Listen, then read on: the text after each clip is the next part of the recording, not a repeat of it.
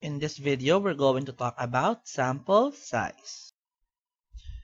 Again, when we say a sample, it is a subset of the population, which is the one studied and where statistics would come from. So usually, this is how we get our sample. We have our theoretical population, the one that we would like to generalize. But since we cannot get all the theoretical population, we shall go only to the study population, which is the population that we can access. From the study population, we shall get the sampling frame, which is probably the list of their names or codes or in any way that we can get their information. And from that list of the sampling frame, that's where we shall get our sample. However, we have to know how many we shall put in our sample, and that's why we're going to talk about sample size.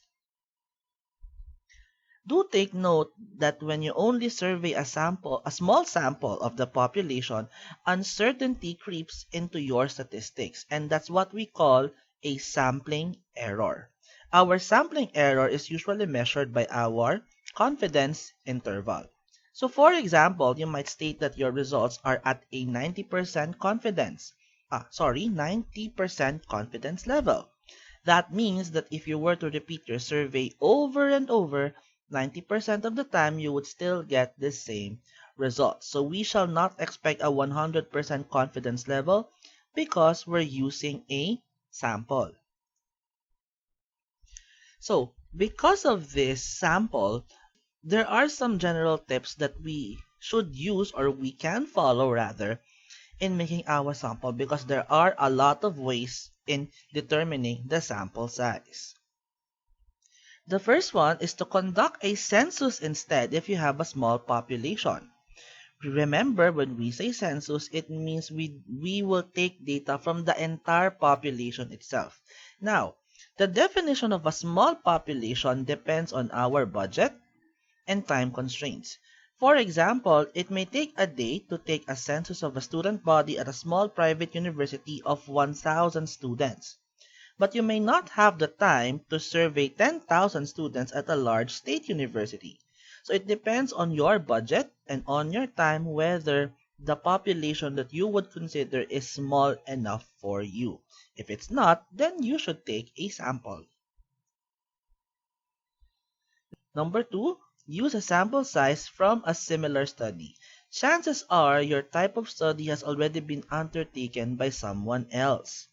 You'll need to access to academic bases to search for a study, and usually libraries and even the internet such as Google Scholar would have those academic databases. However, you will be relying on someone else correctly calculating the sample size. So whatever error they might have done in their calculations will transfer to your study. But do take note that if these studies are published in internet journals or published in reputable sources and reputable databases and have been scrutinized by peer review or panel, then more likely than not, their calculations have been corrected already. Number 3, use a table to find your sample size. If you have a fairly generic study, then there is probably a table for it. And in the next video, we're going to check how to search for these tables.